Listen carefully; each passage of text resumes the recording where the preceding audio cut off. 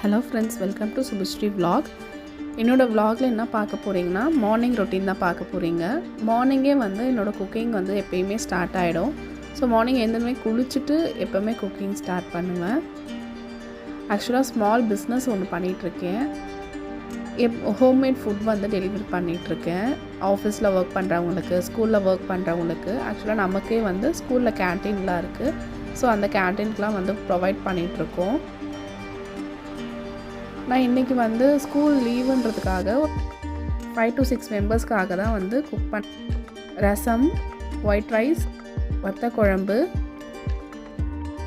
சேப்பக்கிழங்கு fry தான் பண்ண போகிறோம்.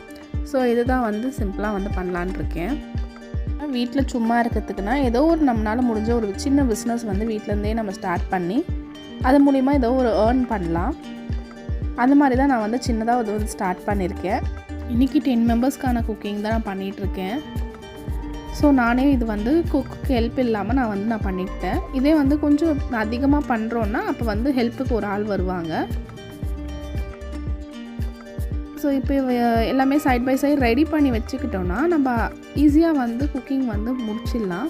அதே மாதிரி தான் இப்போ வத்த குழம்பும் தாளிச்சிட்டேன். வத்த குழம்பு ரெசிபி வேணுன்னா சொல்லுங்கள், கண்டிப்பாக ஷேர் பண்ணுறேன்.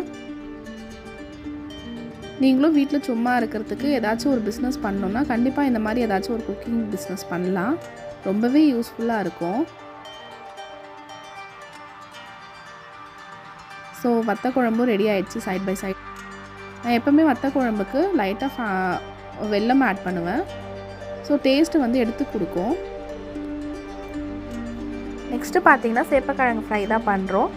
ஆயிலில் கருவேப்பிலையும் உப்பு, மிளகாத்தூள் போட்டு சேப்பக்கிழங்கு கட் பண்ணி வச்சுக்கிறத போட்டு ஃப்ரை பண்ண போகிறோம். சூப்பராக சேப்பக்கிழங்கு ஃப்ரை ஆகி வந்துடுச்சு. நெக்ஸ்ட்டு பேக்கிங் ஸ்டார்ட் பண்ணிடலாம். ஒயிட் ரைஸ் பேக் பண்ணிவிட்டு கூடவே நான் சாம்பார், ரசம் எல்லாமே கவரில் கவர் பண்ணி வச்சுட்டேன். நான் ட்ரைபாட் இல்லாதனால ஒரு கையில் வீடியோ எடுத்துகிட்டு பண்ணிகிட்ருக்கேன். ஸோ தட் அப்படி இருக்கும். எல்லாமே பேக் பண்ணி ரெடியாக இருக்குது. Okay friends, bye. Thank you.